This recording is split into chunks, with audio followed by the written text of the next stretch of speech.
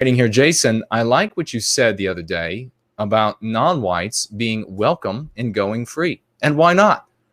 There are non-whites in my family, but guess what? They are all white positive. They get it.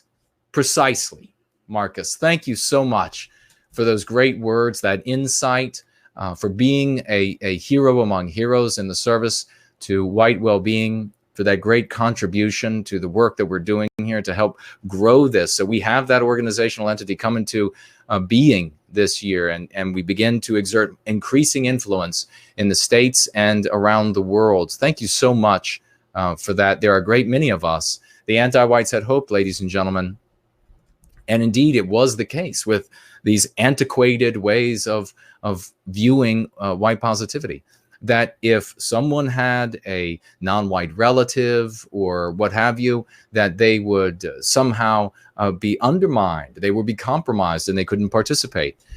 That indeed, when you consider yourself some of these different groups of things, those people were undermined, they were compromised, they couldn't participate. But the reality is that the white race has bent over backwards so many times, broke our spines so many times in order to help the non-white peoples of the world, that it is perfectly natural.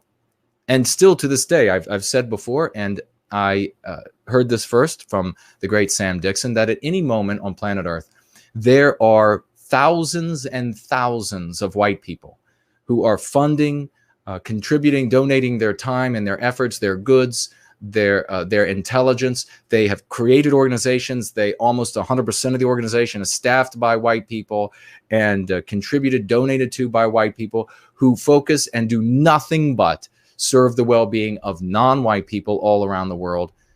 It is absolutely natural for us to say, where are the non-white people who embrace Western civilization, realize that you need Western kind to have Western civilization, and who say, look, this is the moral and right thing. Those people do exist. They are welcome to participate in going free. They are welcome to support white well-being every step of the way.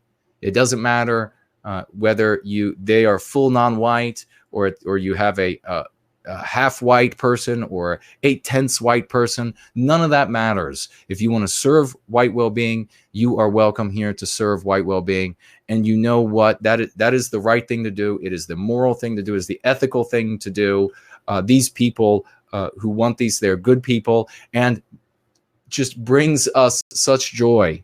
I know it brings some of these folks who are non-white, I've talked with them, and or mostly non-white. Maybe they have a little bit of white in their genetic lineage, but it brings them great joy, and it brings me great joy because it brings them joy that they are able to engage these anti-white white people who want nothing more than to inflict harm on Western kind. And then you have some non-white person saying, are you some kind of a sick maniac?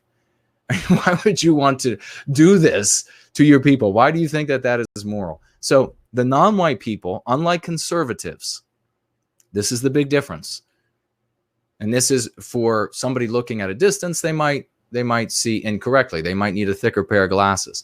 But when you get here to where things are real, this is the difference. A conservative looks for a non-white person to agree with conservative views and then believes that their views are validated because a non-white person believes in them, because they believe the lie from anti-whiteism that non-white people and their opinions are special.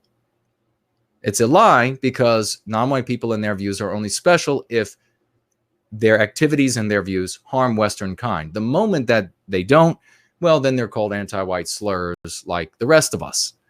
So you can just think of any number of them. So the conservatives will immediately latch on to the poor non-white person who espouses a conservative view like a leech, and then they want to, or like some sort of climbing vine. They want to wrap their vines around, throw them up on the stage, and say, "Please speak to us. Tell us now that we're legitimate."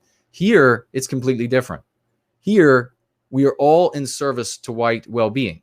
We are all doing what is moral and ethical, noble and just. So we expect that good non-white people will join us in this endeavor. We don't believe that we are validated by them joining us, and we are not invalidated if they don't join us. It's their loss if they don't join us.